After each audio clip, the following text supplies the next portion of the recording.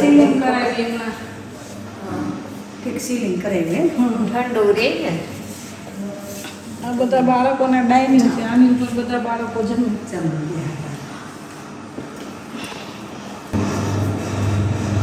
આ રસોડું ખાટલા જેવા બેડ કરાવવાના સમજ્યા. બહુ મજબૂત થાય હો બેડ. 4500 નો એક થયો. કેટલા? 4500. સાબરકુંડલા કરાયા? હા તે અહીંયા કાંતિભાઈ લોટ ખાસ કરાવવા પડે ને કે હળવાત નો હાલે.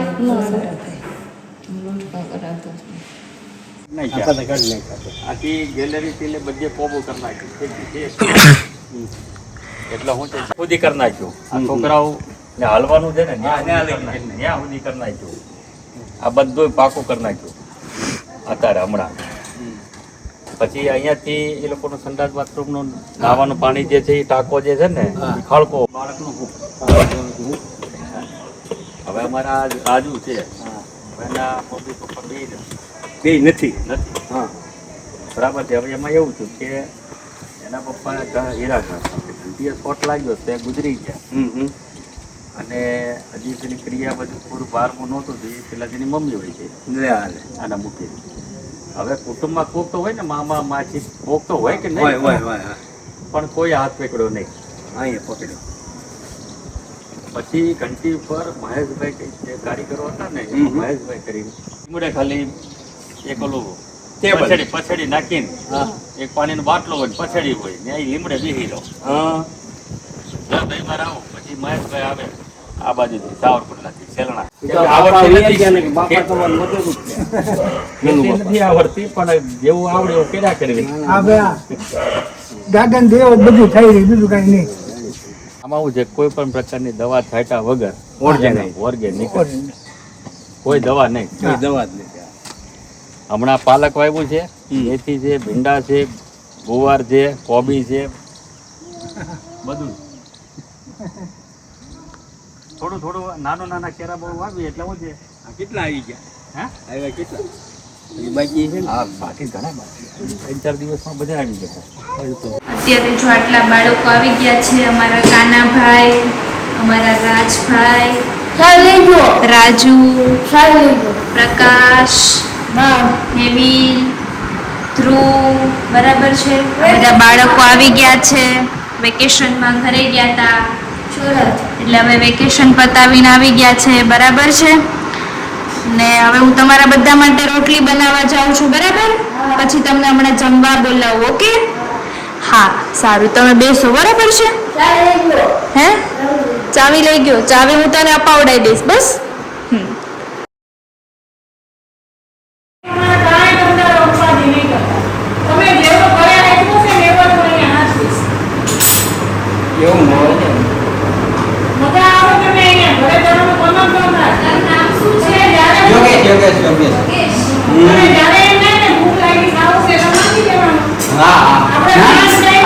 નિયમિત 3 ટાઈમ એટલે 3 ટાઈમ ખાવાના. પછી તમે એની થાળીમાં પેલું રહેશે પણ એમ નહીં કે હું આ બધું ખાઈ જાઉં એવું કાંઈ નહીં. પછી પેશાબ પાણી જવું તો તરત કહે છે કે મારે બાથરૂમ કરવું. રાતના કદાચ થોડુંક નોર્મલ વાતાવરણ હિસાબે એકાદ વખત જાય. બાકી વાતાવરણ ઠંડુ હોય ને તો સાંજે હોઈ ગયા પછી હવા સુધી હળવે. હા પછી નીંદરમાં જે જાતની પોતાની થોડુંક કાળજી રાખવું પડે. બાથરૂમ ક્યાં છે આ તે છે એને ખ્યાલ. હવે એને પોતે મારા કરતા બુદ્ધિશાળી છે, હોશિયાર છે, પણ માથે ભાર આવે ને તેને ખબર પડે. વજન ઉપાડીએ પોતાનો વજન ઉપાડવો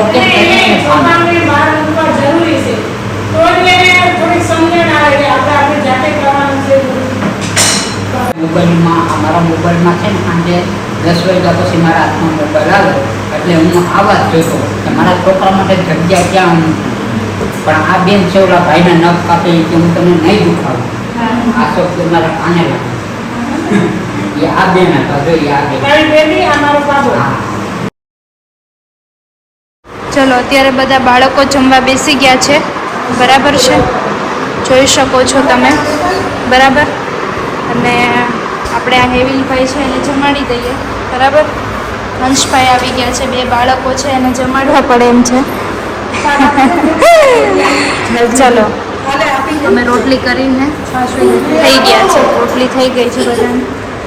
એ રોટલી કરે ને એટલે આ રોટલી બનાવી ને એટલે એવું થઈ ગયું.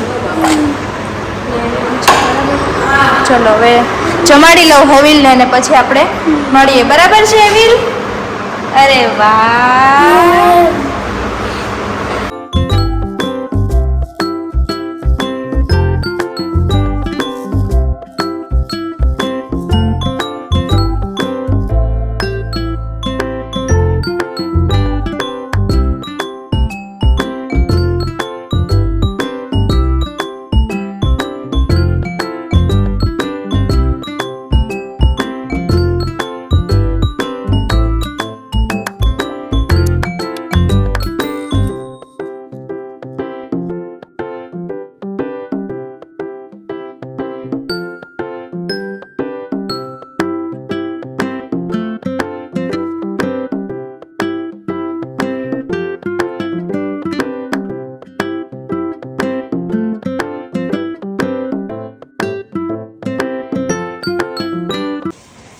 જનકલ્યાણ વિકાસ ટ્રસ્ટ સંચાલિત માનવ સ્મૃતિ મંદબુદ્ધિના બાળકોની વિવિધલક્ષી નિવાસી શાળા, ગામ કમીકેરાળા, તાલુકો ધારી, જિલ્લો અમરેલી.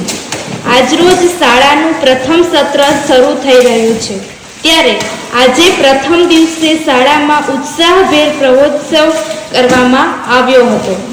ગુજરાત રાજ્યના કચ્છ જિલ્લાના વતની એવા સંસ્થાના શુભેચ્છક દાતાશ્રી નિશાબેન પરેશભાઈ ગાંધી, જેઓ ગૃહ ઉદ્યોગ ચલાવી રહ્યા છે, જેમના તરફથી બાળકોને દર મહિને કંઈક નવીન વસ્તુ બાળકોને સરપ્રાઈઝ આપતા આવ્યા છે. તો આજે આપણે જોઈએ કે બેન તરફથી બાળકો હસ્તે પાર્સલ ખોલાવીએ અને બાળકો માટે શું મનગમતી વસ્તુ મોકલેલ છે તે આપણે જોઈશું.